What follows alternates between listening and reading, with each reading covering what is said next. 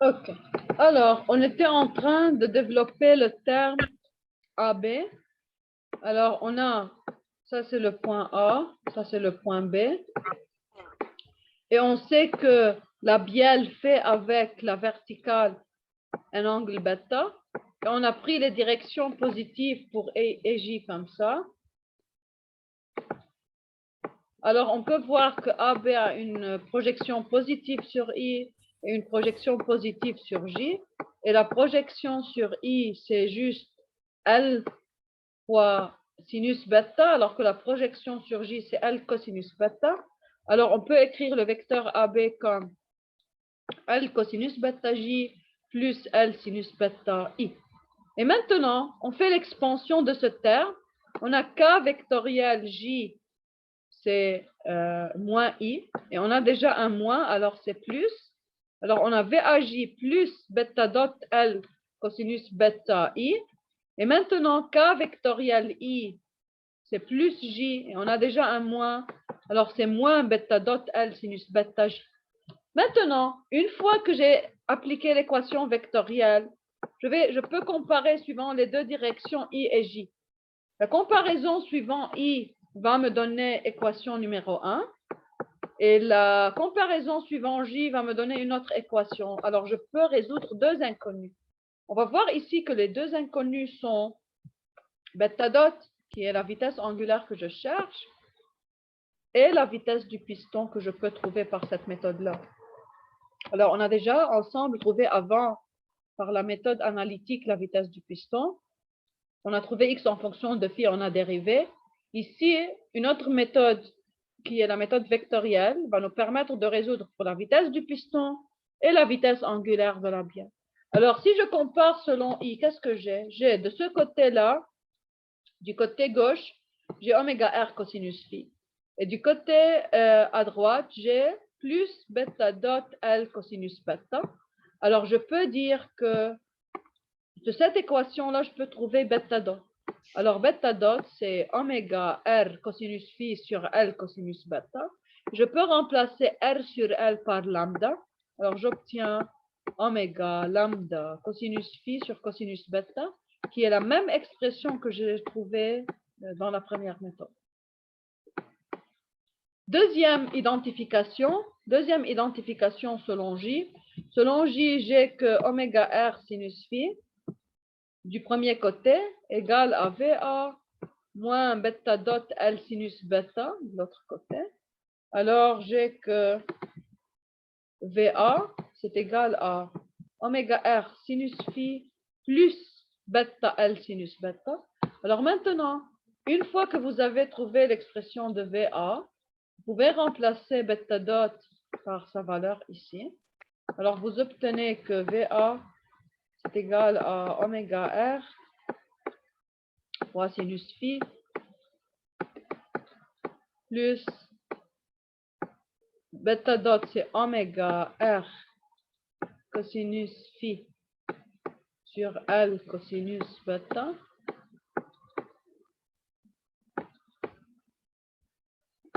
fois L sinus bêta. L va se simplifier. Vous pouvez prendre oméga R en facteur. Si vous prenez oméga R en facteur, vous obtenez oméga R fois sinus phi plus sinus bêta sur cosinus plus cosinus phi sinus bêta sur cosinus bêta. Alors, vous pouvez faire un dénominateur commun, epsilon de sinus phi fois cosinus bêta plus cosinus phi sinus bêta divisé par cosinus bêta. Et d'après les lois trigonométriques, je peux remplacer sinus phi cosinus bêta plus cosinus phi sinus bêta par sinus phi plus bêta. Si vous vous rappelez, on a obtenu le même résultat pour VA quand on a appliqué la méthode du centre instantané. Quand on a appliqué la méthode du centre instantané, on a trouvé cette expression-là pour VA. Oméga R sinus phi plus bêta sur cosinus de bêta. OK? Alors, maintenant, si on passe au raisonnement pour l'accélération, même procédure. Si je veux trouver maintenant la vitesse, l'accélération angulaire de la bielle, je peux faire deux approches. Ou bien avec l'approche analytique, j'ai déjà trouvé une expression de bêta dot, je la dérive par rapport au temps pour trouver bêta dot dot. Ou aussi, je peux utiliser la méthode vectorielle. Si je veux utiliser la méthode vectorielle, on sait que si on a deux points d'un corps rigide, ici, les deux points d'intérêt sont A et B. Si les deux points sont sur la bielle, alors on peut les relier leur accélération par l'équation suivante. Accélération de B est égale à l'accélération de A plus alpha de la bielle vectorielle AB moins oméga carré de la bielle AB. Si vous vous rappelez le raisonnement, l'interprétation de cette équation, c'est que si j'ai un corps en mouvement général, pour décomposer son mouvement, je peux prendre un axe en translation, un repère en translation en A. Et si j'observe B de ce repère-là, je vois que B fait un mouvement de rotation, car la distance entre A et B est fixe. Pour cela, l'accélération donnée à B va être égale à l'accélération de A, qui représente l'effet de translation du repère en A, plus ce terme-là, qui représente la rotation de B par rapport à A. Alors ça, c'est l'effet de translation. Et ça, c'est l'effet de rotation de B par rapport à A. Et vous savez que si on a un point en rotation par rapport à un autre dans un corps rigide, son accélération est divisée en deux parties. Une accélération tangentielle, qui est perpendiculaire au rayon, et une accélération normale qui est dirigée de B vers A. L'accélération tangentielle est donnée par alpha vectoriel AB, et l'accélération normale est donnée par au moins oméga carré de fois AB. Et bien sûr, oméga et alpha sont les caractéristiques de la bielle. Ça, c'est alpha bielle, qui est égal à bêta dot dot. Et ça, c'est oméga de la bielle, qui est égal à bêta dot.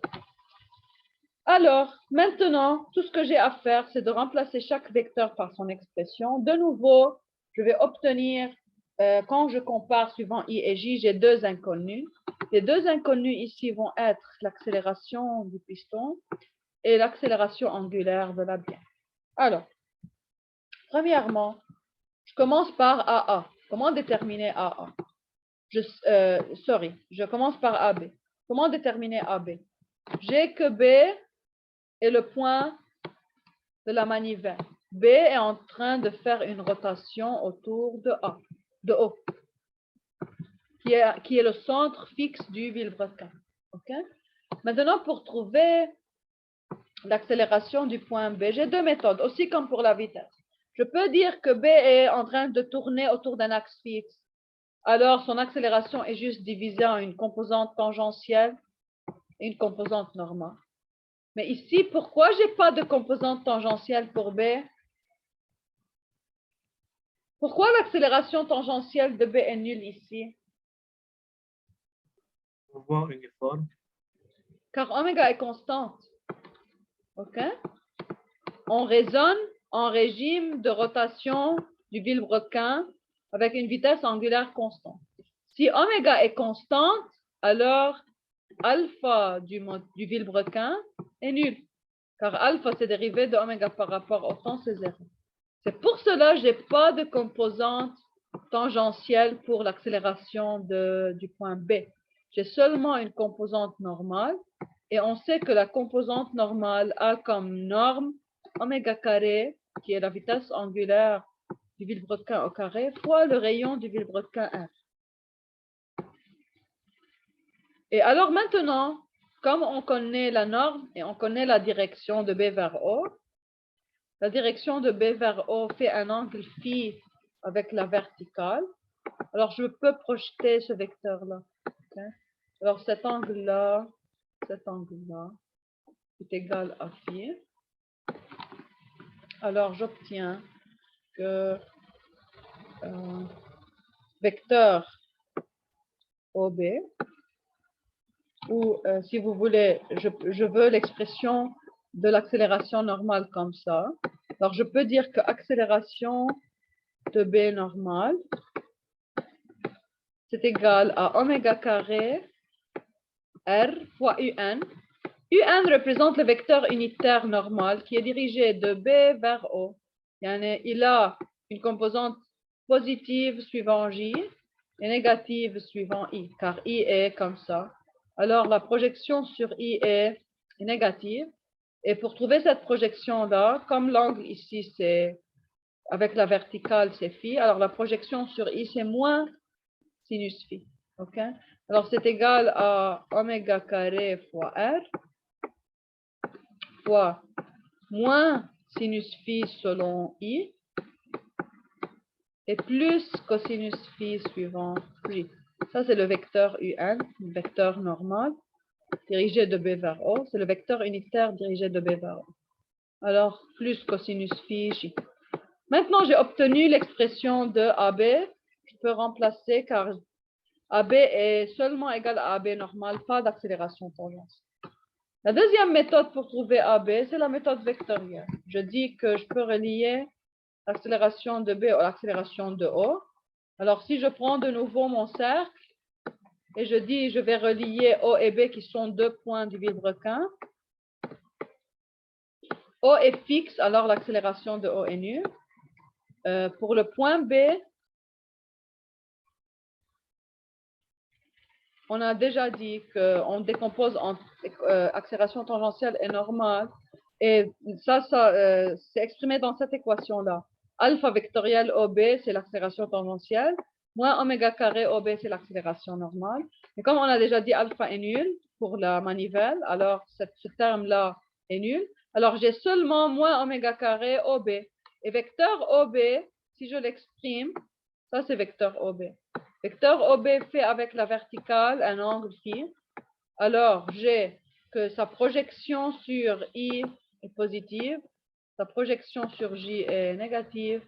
Alors, j'obtiens moins oméga carré fois R, moins R cosinus phi J, plus R sinus phi I. Et maintenant, j'ai moins. Alors, j'obtiens que AB, comme on a déjà trouvé ensemble dans la première méthode, c'est plus oméga carré R cosinus phi J et moins oméga carré R sinus phi I. Et maintenant, on a terminé avec AB. On a trouvé par deux méthodes. Alors maintenant, je passe à AA. Qu'est-ce que je connais pour le piston? Je connais seulement la direction. C'est suivant J, mais je ne connais pas la norme. Alors, je peux dire que vecteur AA peut être exprimé comme AA suivant J. Et maintenant, je relie les accélérations des points A et B. Alors, si je relie les accélérations des points A et B, j'obtiens l'expression suivante. Ça, c'est l'accélération de B que j'ai trouvée. Alors, ça, c'est AB égale à AJ. Maintenant, on a dit on va ajouter plus alpha vectoriel AB. OK? Pour alpha, comme on a déjà dit ensemble, alpha de la bielle, bien sûr. Maintenant, je relie les points A et B de la bielle. Alors, j'utilise dans mon expression plus alpha bielle vectoriel AB moins oméga bielle carré fois AB. Pour alpha bielle, on a dit que le sens positif de alpha est dans le sens contraire aux aiguilles d'une montre. Et comme K est vers l'écran, alpha positive va correspondre à un vecteur suivant moins K.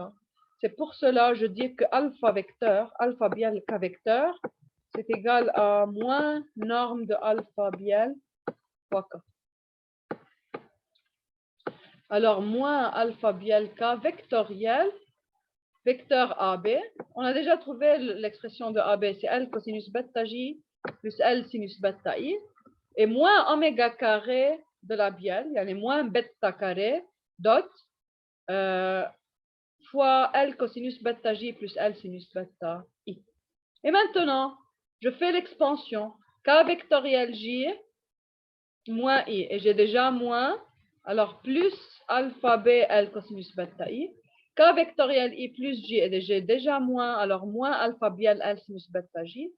Et maintenant, bien sûr, je fais l'expansion ici. Et alors, je suis prêt maintenant à la phase finale. La phase finale, c'est la phase de comparaison suivant I et J. Si je commence par la comparaison selon I, du premier côté de mon équation, j'ai moins oméga carré R sinus phi. De l'autre côté, j'ai égal à plus alpha L cosinus bêta moins bêta dot carré L sinus bêta. Et alors, ça c'est la première équation.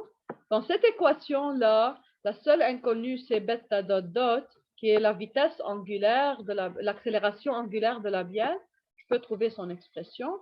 Et maintenant, la comparaison selon J va me donner oméga carré R cosinus phi égale à, de l'autre côté, j'ai AA moins bêta dot dot L sinus bêta moins bêta dot carré L cosinus bêta. Et alors, j'ai déjà trouvé bêta dot dot de cette expression-là. Je la remplace ici pour trouver l'accélération du piston AA. Et de cette façon, j'ai utilisé la méthode vectorielle pour trouver les expressions de bêta dot dot et de AA. Vous pouvez faire un petit exercice. Vous pouvez vérifier que si je trouve AA et je simplifie l'expression, je vais voir le même résultat déjà obtenu par la première méthode analytique qui m'a donné la vitesse du piston et l'accélération du piston. De même pour bêta dot dot. Vous pouvez vérifier que la formule que vous obtenez pour bêta dot dot est identique à celle qu'on a déjà dérivée ensemble. Alors, maintenant, on a terminé avec l'accélération, l'analyse d'accélération. Alors ici, par exemple, il nous donne un petit exercice. Trouver une expression simplifiée de bêta dot dot en fonction de lambda, oméga et phi. Alors, pour trouver une expression simplifiée, on va revenir au résultat de bêta dot dot ici. D'après cette relation-là, on peut trouver l'expression de bêta dot dot. Okay? On a que bêta dot dot, c'est égal à moins oméga R carré R sinus phi, plus, si on prend ce terme de l'autre côté, c'est plus bêta dot carré L sinus bêta, et on va diviser par L cosinus bêta. Alors ça, c'est l'expression de bêta dot dot, c'est l'expression exacte de bêta dot dot. OK? Maintenant, je vais essayer de la simplifier. Je vais essayer de simplifier cette expression-là. Alors, je vais premièrement commencer à relier bêta et phi. Okay? Je sais déjà que sinus bêta, c'est lambda sinus phi. Et cosinus bêta, c'est 1 moins lambda carré sur 2 sinus carré phi. On a déjà trouvé ces expressions-là avant. Comment on exprime sinus bêta et cosinus bêta en fonction de phi. Et maintenant, on a que si je remplace dans cette expression-là, si je remplace sinus bêta par lambda sinus phi, et si je remplace cosinus bêta par 1 moins lambda carré sur 2 sinus carré phi, il me reste à remplacer bêta dot carré par son expression dans bêta dot dot. On a déjà trouvé l'expression de bêta dot. On a que bêta dot, d'après la dérivée précédente, on a trouvé que bêta dot peut être exprimé en fonction de phi dot. Bêta dot, c'est R cosinus phi fois phi dot divisé par L cosinus bêta. Maintenant, une fois que j'ai trouvé toutes ces expressions-là, je peux remplacer sinus bêta, cosinus bêta et bêta dot par leur expression dans l'équation de bêta dot dot. Alors, je vais obtenir l'expression suivante. Moins R sinus phi oméga carré. On a déjà dit que si vous regardez l'expression ici, qu'est-ce qu'il y a après? Il y a plus L sinus bêta fois bêta dot carré. Alors, on a dit qu'on va remplacer sinus bêta par lambda sinus phi. Et on va remplacer bêta dot par son expression FR au carré. Et on va remplacer bêta dot par cette expression-là et on va mettre au carré. OK? Alors, on obtient on obtient moins R sinus phi oméga carré plus L sinus bêta fois bêta dot au carré, yani R carré cosinus carré phi. Phi dot c'est oméga, yani fois oméga carré divisé par L carré cosinus carré bêta. Et tout ce terme-là divisé par L cosinus bêta, et on peut remplacer cosinus bêta après par cette valeur. Okay? Alors maintenant, on va essayer de faire un peu de simplification. On va essayer de faire un peu de simplification pour cette équation-là.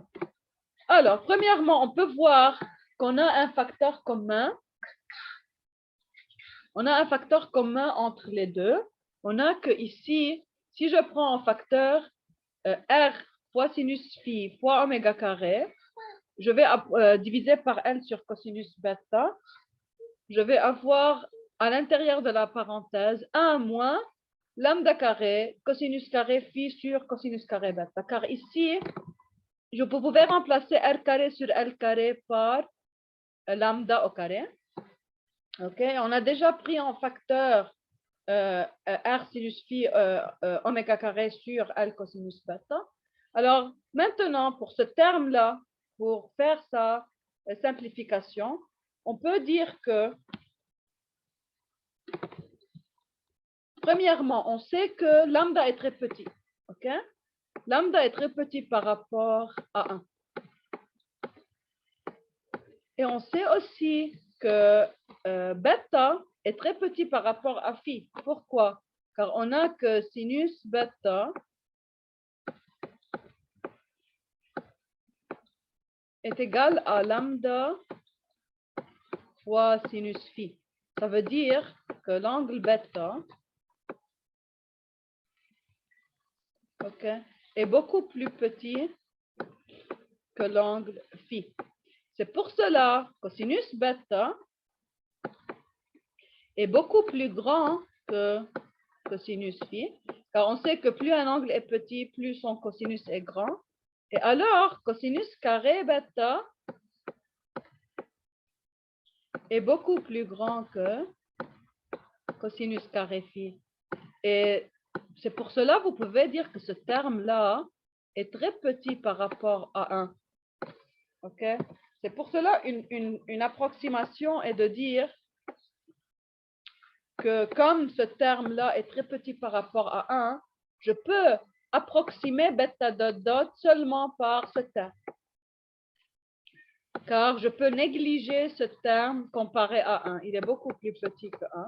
Et une bonne approximation de bêta dot dot va être moins R oméga carré sinus phi divisé par L cosinus bêta. Et maintenant, si je veux exprimer bêta dot dot seulement en fonction de phi, je peux remplacer cosinus bêta par 1 moins lambda carré sur 2 sinus de phi.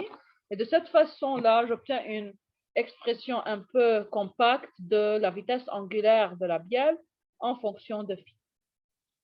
OK? Question sur cette partie?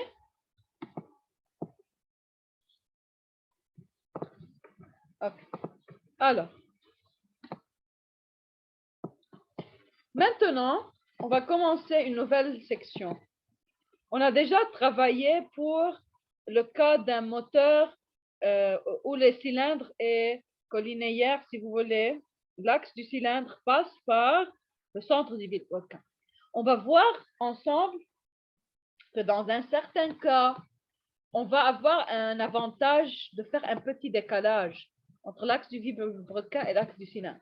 Pour comprendre quels sont les avantages de ce décalage, on doit faire premièrement l'étude de ce décalage, l'étude cinématique, puis l'étude cinétique pour trouver l'effet sur la transmission des forces, pour comprendre pourquoi le décalage peut avoir un effet positif parfois.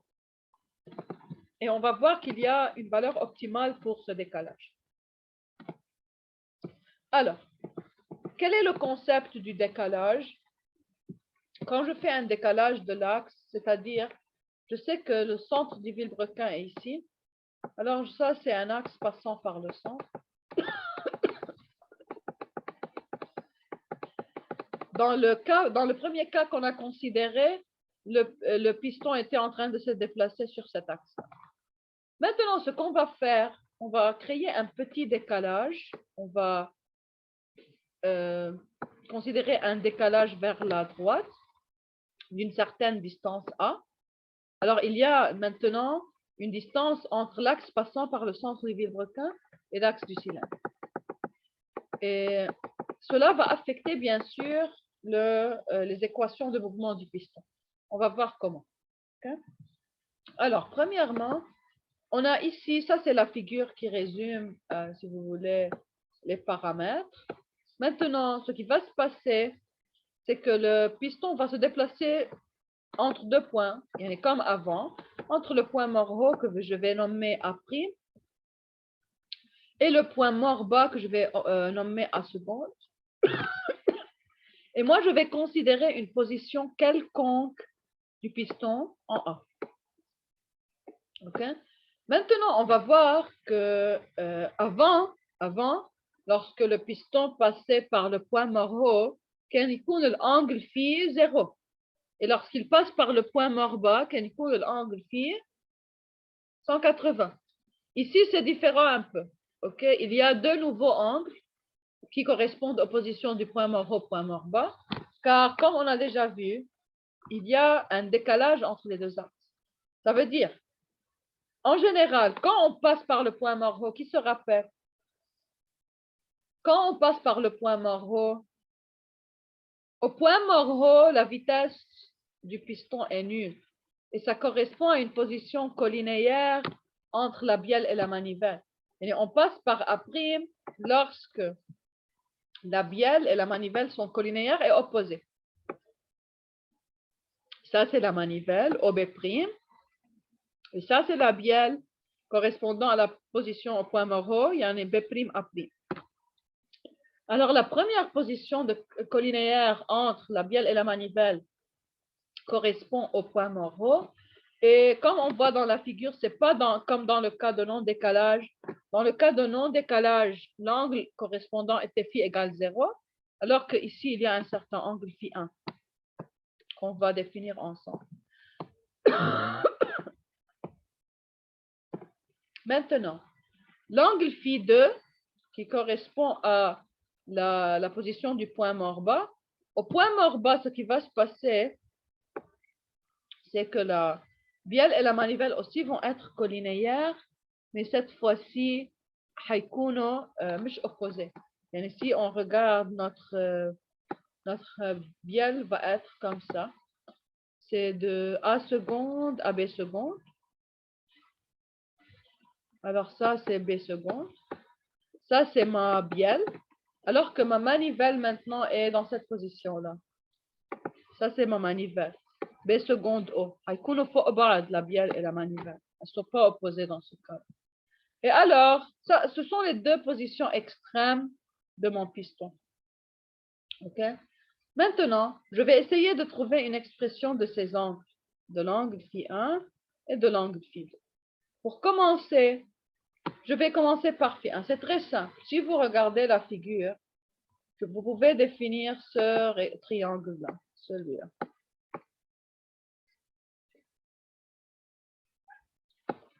Ce triangle.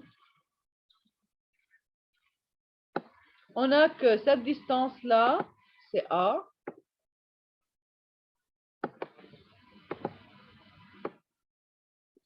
Et cette distance-là, entre O et A', correspond à la somme de la longueur de la bielle et de la manivelle. Cette distance-là, c'est L plus R. Alors, je peux dire, d'après la géométrie de la figure, que sinus de l'angle phi 1, sinus de phi 1, c'est égal à A divisé par L plus R. OK? Alors, maintenant, si je regarde pour phi 2, OK? Pour l'angle phi 2 représente l'angle ici, entre la verticale. Alors, ça, c'est la verticale. OK?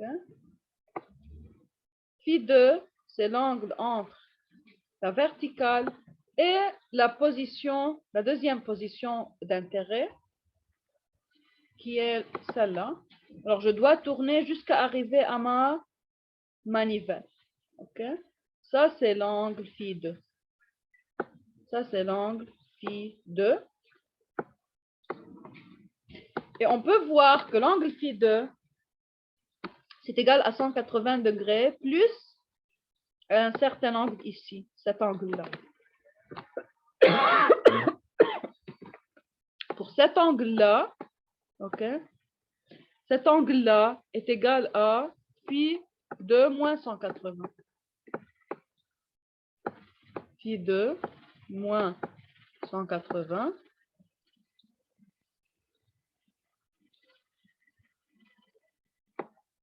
Et alors, si je regarde cet angle-là, phi2 moins 180, est opposé à celui-là, est opposé à cet angle-là.